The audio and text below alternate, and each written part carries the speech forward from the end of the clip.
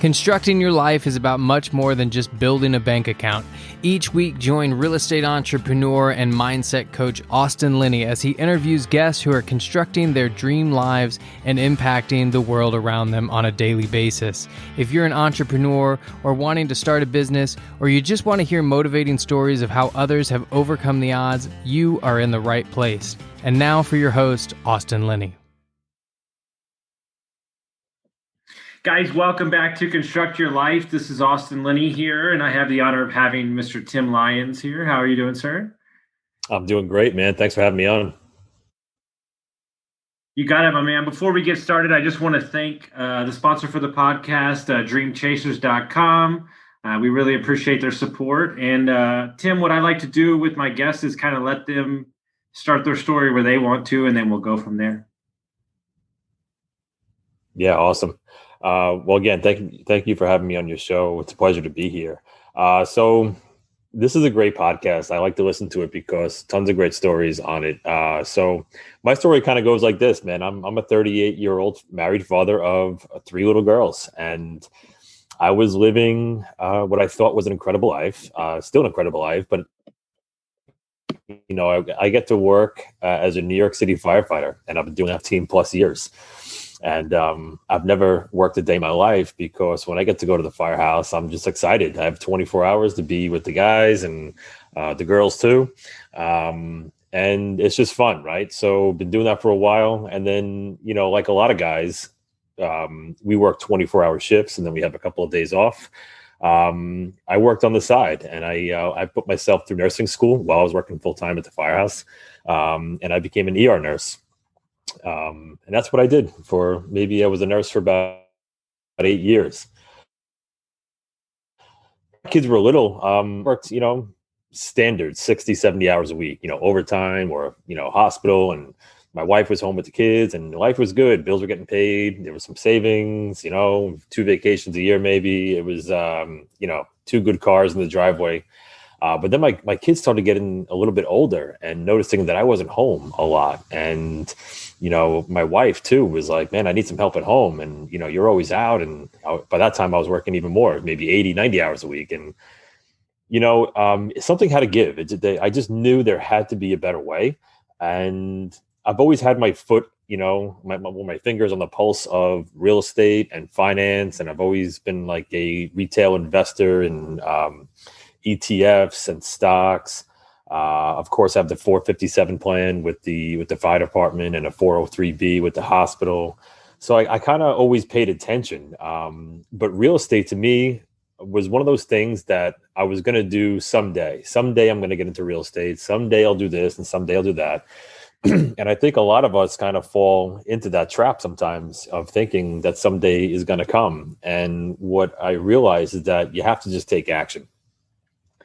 And as scary as that seems sometimes, or as counterintuitive as that might feel, educating yourself, asking a ton of questions, surrounding yourself with good people, good information.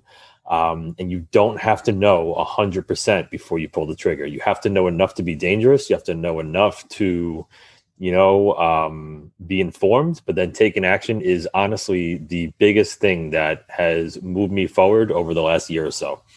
So with that being said, I have a firehouse bag that I have. It has, extra clothes and some books and some papers and a calendar. And I had a book called Rich Dad, Poor Dad that was stuffed on the bottom of that bag. And it came with me, I don't know, for about a year to the firehouse, and it never came out. I always had the best intentions of reading it. But anyway, so I ended up going on vacation summer of 19 with my family down to the Outer Banks, North Carolina. And I bring the book with me and I bring it out and I can't put it down. Within 2 days, that book is read and I was on fire. And it was as if the curtain was lifted up and I saw the light. And I remember sitting on the beach and I turned to my wife and I told her, babe, I'm going to be a real estate investor. And she was, my wife knows my act by now. And she said, sure you are, Tim, yeah, I'm sure you are. So she's been great. She's supported me the entire time. With that being said, I came back to real life after vacation. Immediately started looking at properties. And I started looking at duplexes, triplexes, and quads. I just didn't think the single family route was the way for me because I was, a touch nervous about, if somebody leaves, then I'm stuck holding the bag, right? So ended up purchasing in November of 19, I purchased a 3-family property. That was 2 units were occupied. The third was going to vacate the property upon sale. So I did some rehab, put a new roof on, did some siding, rehab the first floor unit, which took a lot longer than I expected and a lot of hours away from the family. My wife actually joked to me. She's like, I thought this whole real estate thing was going to maybe keep you home a little bit more. And meanwhile, I'm at the house, swinging the hammer and, stuff like that. But anyway, a couple months later, we had the proof of concept that real estate was working. Every month I had cash flow and, we did a little better on our taxes that year. And my wife was like, okay, I see where this is going. Me, on the other hand, I was saying to myself, I don't know if this is scalable. I put quite a bit of capital into this first property. I maybe had capital for one more purchase, and then I would have 2 triplexes, which is great. Don't get me wrong. I mean, that would have been tremendous. But I just didn't know that it was going to be scalable the way that I was looking to be scalable. So ended up poking around the multifamily space. And by this time I had totally cut out TV, Pandora, everything else. I was totally hooked on podcasts and audiobooks and reading when time permitted. And multifamily was one of those things that I just didn't know about. I didn't understand the valuation, the NOI, the spreadsheets. And then I kept on hearing people talk about coaches and mentoring programs. And I always joke with people that, being from New York City, I have a healthy dose of skepticism baked right into my DNA. And, when I heard people, paying thousands of dollars for coaches, I was like, no way. But you know what? I did my investigations and I talked to a ton of people and I ended up signing on with the group. And it was honestly the best investment that I've made, going forward. So with that, I'll toss it back to you if you got any questions on that, or I can just keep on going. I can go all day. No, I mean, it's interesting because a lot of my buddies are firefighters too. They came from the military. They're invested in real estate. The job does work you, but it also leads to time off. And so they found other avenues. But the rub is the retirement's so great with the fire, you have to finish. So it's like, my business partner's in the military. And so my whole goal is once he leaves in 2 or 3 years is to have a full-fledged, I step right from the military into that. And what I'm seeing more lately as I interview these guys and meet them is there is a way to do, your regular job, the military or firefighter, and also have a business you're growing on the side. And so how do you, before we get into the multifamily space, how do you juggle all that with your regular job, being a husband, being a father? Like, how does all that work out for you? Yeah, so I'm not going to say it was easy in the first couple of months, because my wife works a little bit. She works 3-4 days a week sometimes, and she has a private practice as a social worker. So it was really kind of just getting on board with my wife and getting our calendars out and really kind of time blocking. And I was never an early riser. And for the last year or so, I'm up at 5 o'clock in the morning and I tried to get 2.5 hours of work done, before my kids get up and then we start the breakfast and getting ready for school routine. So it kind of came down to being intentional about how we're spending our time. And it's a work in progress, like anything else, because, when the kids are home, you don't want to be, or I don't want to be the guy who's constantly staring at his phone or on his computer or, I want to be present. And sometimes it's a challenge because, sometimes an investor lives in California or, there's a Zoom call and it's Pacific time or Central time. And, and on the East Coast, it's dinner time or bedtime, so it's really kind of been a little bit of a challenge. My wife's on board. My wife is huge in this whole thing. She doesn't want to be involved necessarily in the day-to-day real estate or, acquisitions or anything like that. But, her being supportive and being with the kids and everything has been huge. So, but also that being said, like you mentioned, military and firefighters, my wife's used to the schedule. We've been together almost 20 years. Right. So, I knew her before I was a firefighter, and so she's been with me since day one, so she knows what the schedule's like. I'm gone for a whole day, and then I'm home for a couple days. And I would say 9 out of 10 guys work on the side. So that whole process of like, there's a lot of guys that I work with. Guys are super, super, hardworking. Guys have small businesses. Guys have big businesses. There's guys, you name the side job or the career, and I know somebody who's kind of doing it. So nobody really stays put for too long. So really, just being intentional about your time. Well, I think the most important part there, and we as men learn my lesson the hard way. We don't communicate properly with what entails. Like, this is where I'm headed. It's going to take a bit to scale up, but when we get here, then that's the joys of all this hard work. And I think you went into that with actually proper communicating, like, this is what it looks like, and then framing your life around that.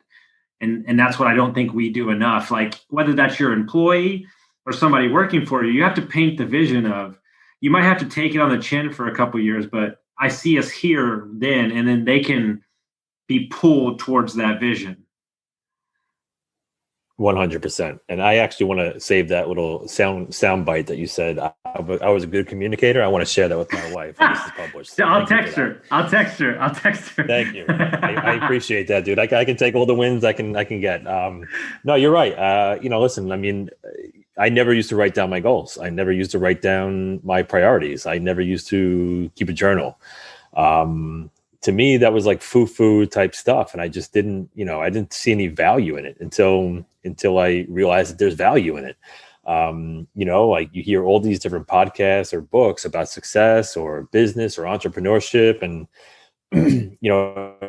after you hear the 50th one, the guy says, I'm successful and I write down my goals every day. I sit there and I'm like, well, you know what? Maybe I should start writing down my goals every day.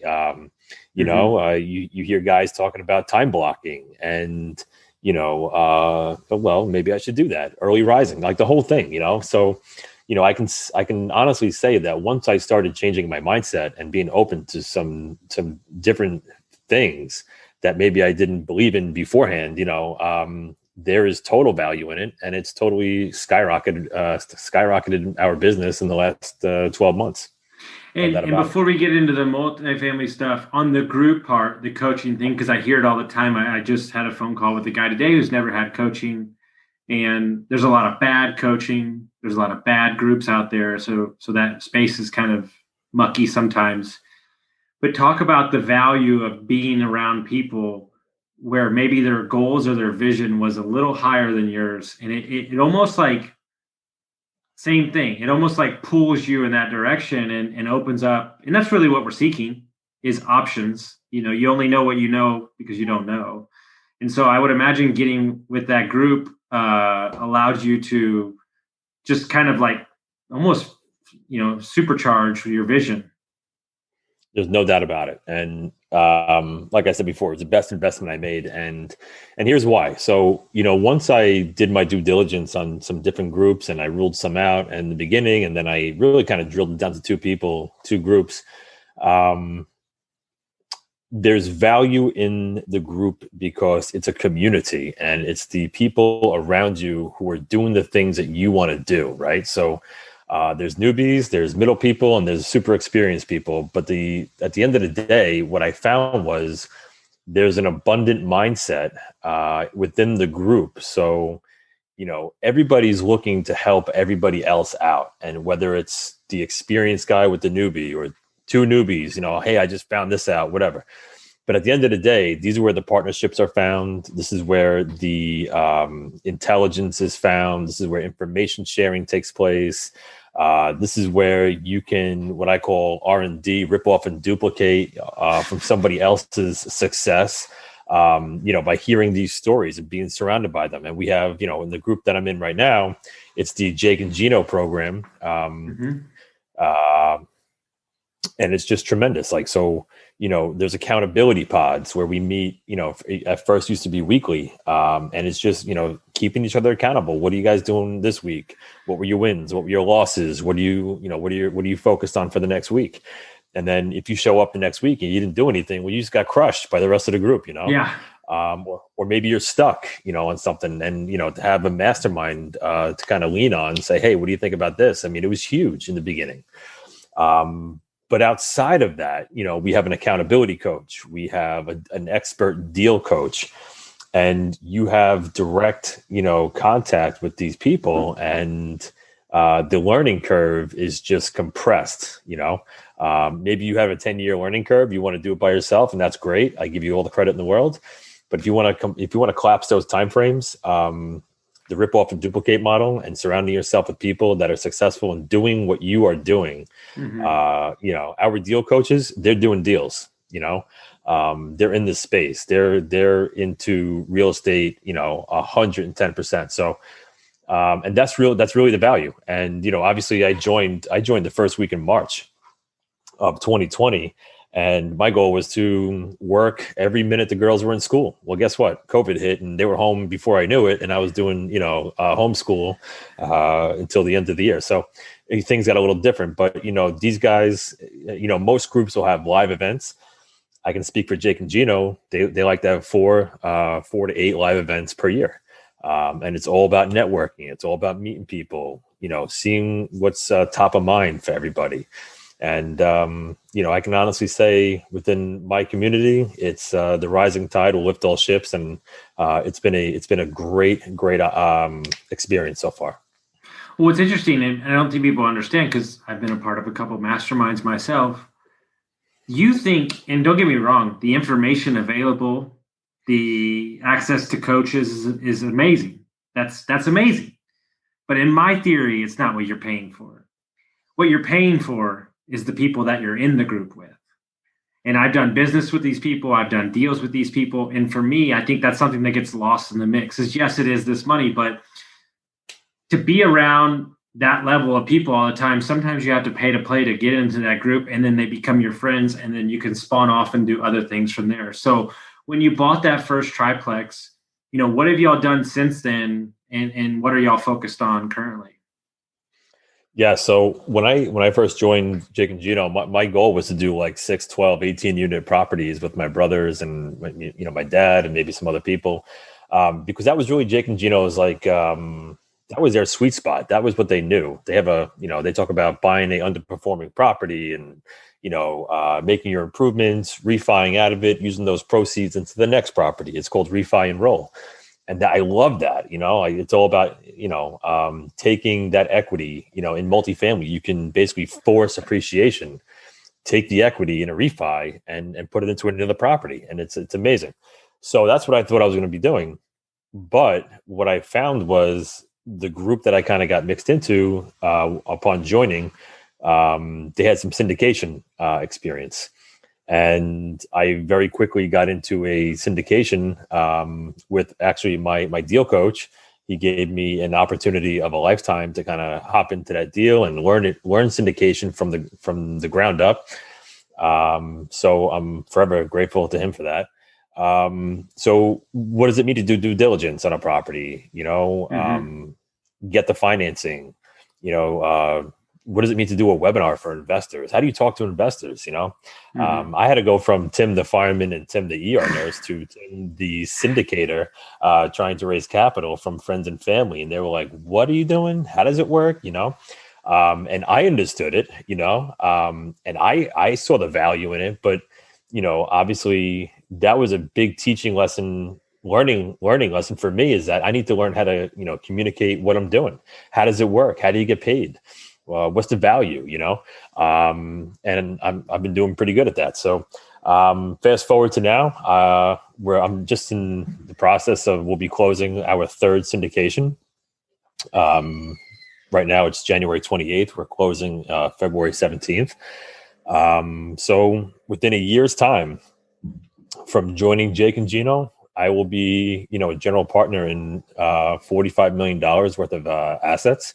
And like 335 doors.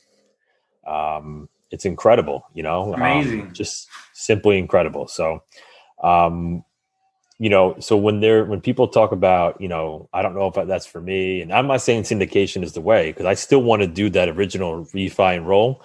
But for right now, working a W-2 and doing the syndication model and having third-party property management in place, I mean, it's a beautiful thing. So even with COVID, the multifamily properties have been resilient, and it's been a tremendous learning opportunity. That's all I can say. No, that's amazing. And so let's stay there for a while because, I asked a group that we were talking to last night, like, true or false, you have to have money to invest in real estate. And everybody said true. And I said, no, you have to have somebody else's money. And so that is funny that you say it that way because I laugh because here's Tim, the firefighter. And then wait, here's Tim that's asking me for money. When did you become a real estate guy all of a sudden? And so as a syndicator for the young kids out there, anybody that's older that has a W-2 job, what are the aspects of that job that you don't think people understand completely? Like what are the details that gets thrown around that people don't understand what it actually is? Yeah. So syndication is a great model. But what I found very quickly is that it's a team sport. There's no chance of you doing this. I wouldn't say no chance, very little chance of success doing it by yourself. So, what does that mean? Well, you know what? You need to have an acquisition, right, of a property. You need to get that LOI. It takes an incredible amount of underwriting, get that LOI accepted, get the property under contract. You have a due diligence period of maybe 30 to 45 days, where you got to figure out, is that property, workable? And if it is, then you got to get financing, right? So, if you're doing a small multi, yeah, you might be able to do it by yourself. But if you're doing a bigger property with a big price tag, well, guess what? You need to have a net worth requirement. You need to have a liquidity requirement. So that's where maybe a key principal gets involved with a bigger balance sheet than you. Where can you add value to the syndication process? Are you boots on the ground? Can you go walk the property? Do you have a construction background where you can start estimating rehab costs? Are you an engineer type that maybe knows Excel inside and out? You can do a sick underwriting process. So there's a lot that goes into the syndication model. It sounds great. Oh yeah, I'm going to raise money and I'm going to take down this huge property and we're just going to pay everybody and it's going to be, hunky dory. Well, there's a lot that goes into it. And that's where, networking and building out your team is just, incredibly important. And that's where I see the value in being in a community like Jake and Gino. And I think ultimately what people don't understand when you come from the single family world, which is price wins, that's not the case in multifamily. And meaning team wins, because what I've noticed, and correct me if I'm mistaken, once you start closing properties, people see you as somebody that can close, and that's how you get more deals. It really is a reputation game in multifamily. 100%, right? Because people aren't writing you a check for $5 or $10 grand. It's, 25, 50, 75, 100, 200, $1,000. So, if somebody's going to, place capital with you, a lot of people talk about, you need three things to raise capital. You need to have people that know you, like you, and trust you. If you don't have no like and trust, you're not getting anybody's money. I don't care what kind of screaming deal you may have. Those are the main components of getting capital into a deal. So, all right. So you're asking these people for money, but you have to produce results, right? So everybody says they're going to have conservative underwriting. Okay, but what does that mean? Every operator out there is going to say, I have conservative underwriting. It's a buzzword. Yeah, it's a buzzword. So even talking to somebody, like myself, I'll hop on an investor call and they'll say, well, can you walk me through the underwriting? Yeah, no problem. Here's where we had these assumptions. Here's where we had those assumptions. Here's the, on the exit plan, here's what we're assuming, and, walking them through the process, I think really helps them to understand, well, okay, yes, this is a workable model. I'm now comfortable, handing over $50,000 into a investment. So it's really a journey, right? It's a journey for the investors. It's a journey for the team, the syndication team, and you're on that journey together. So it's been, honestly, for me, it's been really fun talking to the investors. I love having the conversations. It keeps me sharp, right? Because I got to know this stuff inside and out. But it's also, I understand it and I believe in it. And I'm a limited partner in a couple of deals. I'm a general partner in a couple of deals. And I want other people to kind of know what's out there, what kind of opportunities are out there besides your E-Trade account, ETFs, and stocks that who know, or Bitcoin. I don't understand Bitcoin. But, there's other opportunities out there that you can, have some tax advantages and some really nice returns. So here's two things I see just from a mindset point of view as I look at multifamily and raising money. I think two things have to change in your life. And your association, the fact that you think money is scarce. And the second thing is understanding that there's money out there, right? When you say off the top of your hand, somebody has $200K to invest in your deal, a lot of people would say that doesn't exist. But I would imagine that you've seen that to be the opposite, correct? Yeah. I mean, people have, there's a lot of money out there. There's a lot of money on the sidelines. I mean, with all the, volatility in the market and volatility in politics, I mean, I think people are, saying, what the heck am I going to do with this? Right. So, it's funny you say that too, because the people in my circle in my lifetime that I thought had a ton of money and would be like, they're definitely going to invest with me. They weren't the ones who invested with me. It was the people who I had no idea how much money they had or didn't have or whatever, that were like, Tim, what are you doing? How does it work? And I'm talking about, these are firefighters and cops and small business owners and, I would say, for lack of a better term, either essential workers or everyday people. And that is what I love about this, is that, maybe they didn't know about this. Maybe they aren't a part of the country club and they don't talk about syndication around the dinner table. But now they do, because I love to be the vehicle, to be the person to show them that there's other ways to make money besides the savings account or, God forbid, you put your money into a CD. You're just going to lose money through inflation, right? There's other ways to do this. And, if you want to be involved in real estate and that someday model, well, someday I'm going to buy a single family house, or someday I'll buy a condo in Florida and I'm going to Airbnb it, and it's probably never going to happen. But if you can learn about the syndication model, whether it's multifamily or industrial space or, retail, I mean, whatever is your interest, self-storage is huge right now. Jump into it, learn about it, ask a ton of questions, get comfortable with it, and guess what? You can own real estate without having to be the landlord. It's quite an amazing model. And something that I rail against, and something that I push real hard on, is that, and you only know this by getting into the game. Real estate, let's say flipping or single family investing, on the surface sounds a little sexy. And giving my money to a large syndicator and not knowing what's going on doesn't sound as sexy. But you really have to dissect what type of life you want to lead.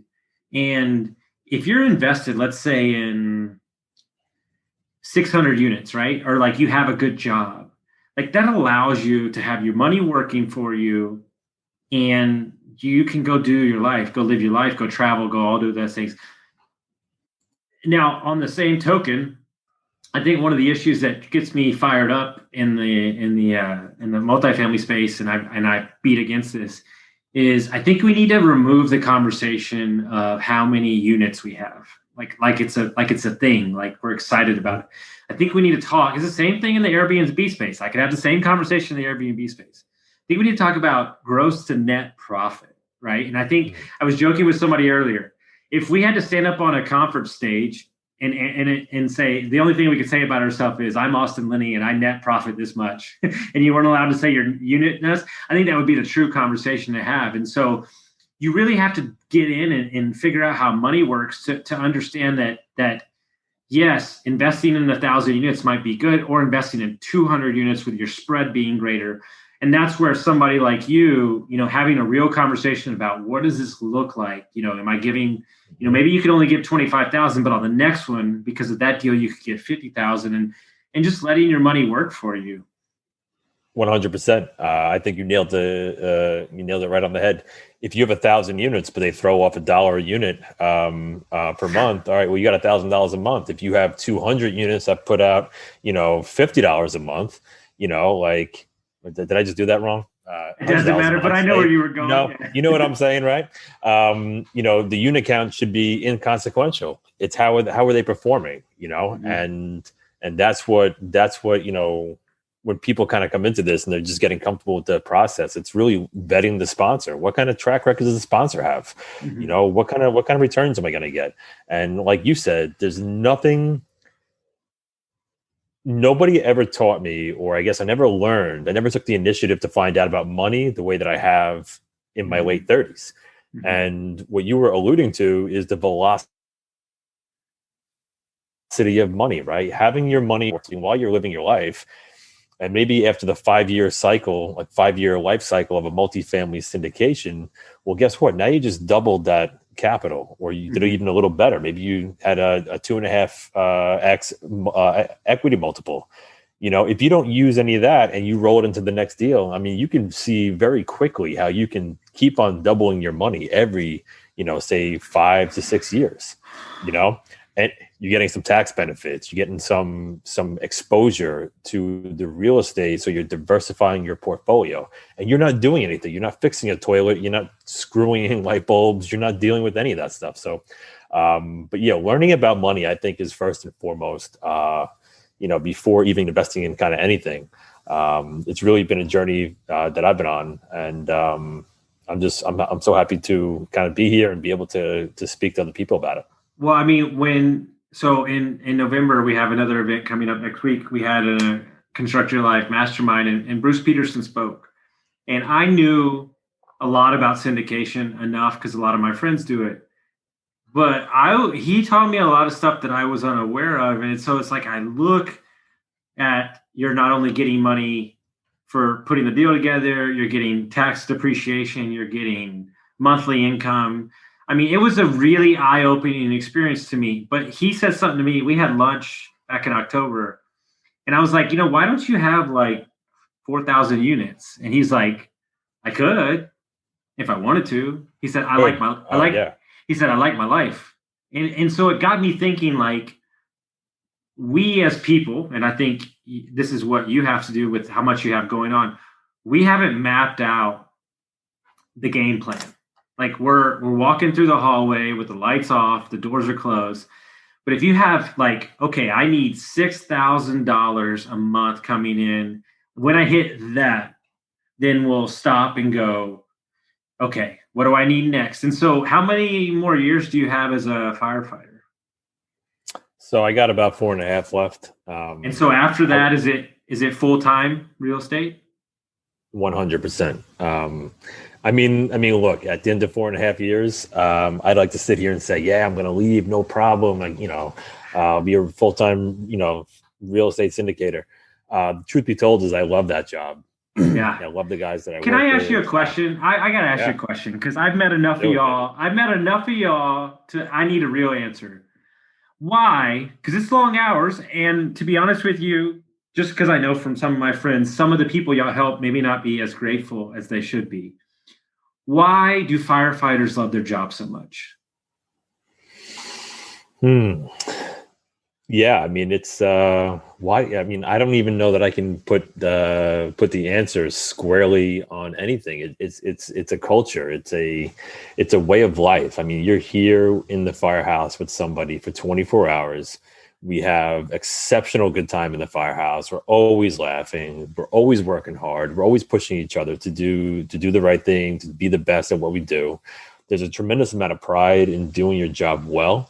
And then let's face it, at the end of the day, I mean, we don't go to fires every minute of every day, but when you're in a butt kicking job, and it is crazy and it is scary and it is, it's hot and there's a mission. There's some kind of there's a great feeling knowing that, we all came together in a matter of, 7 to 10 minutes. We put out 2 rooms of fire. We searched the entire building. We got people out, or and the job got done. And we were able to rely on our training and on each other, and we got the job done, and it was crazy. And there's no other exhilaration than putting a fire out and walking out of there with the job well done. So I'm going to connect some dots here because something just came to me. Do it. Y'all, with the job, I look at, because I've met many of them, high performers, other businesses. It's almost like you have created your own mastermind within the fire station that has forced you to be better outside of your firefighter job.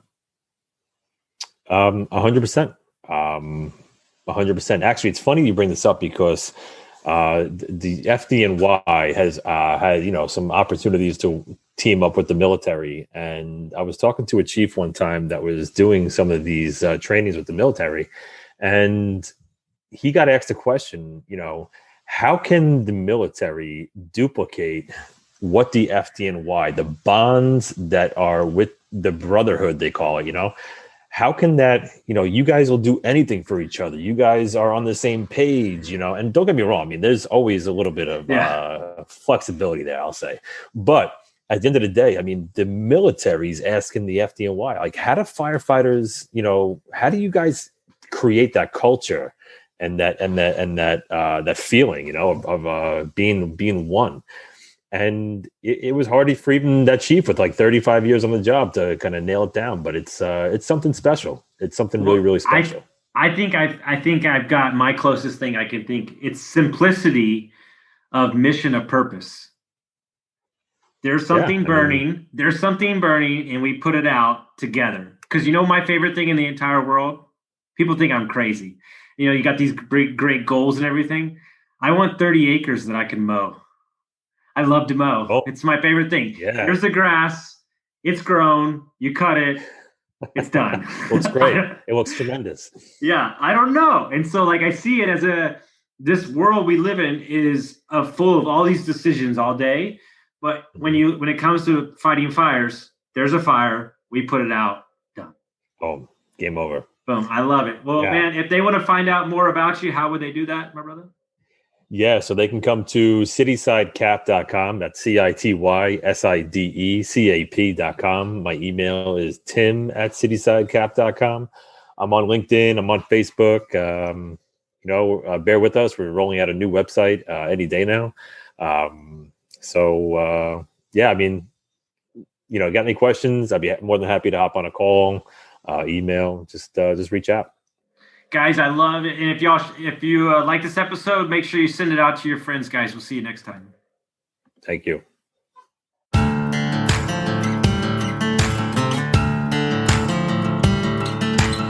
Thank you for listening to Construct Your Life with Austin Linney. If you enjoyed this episode, be sure to rate, review, subscribe, and pay it forward by sharing with a friend.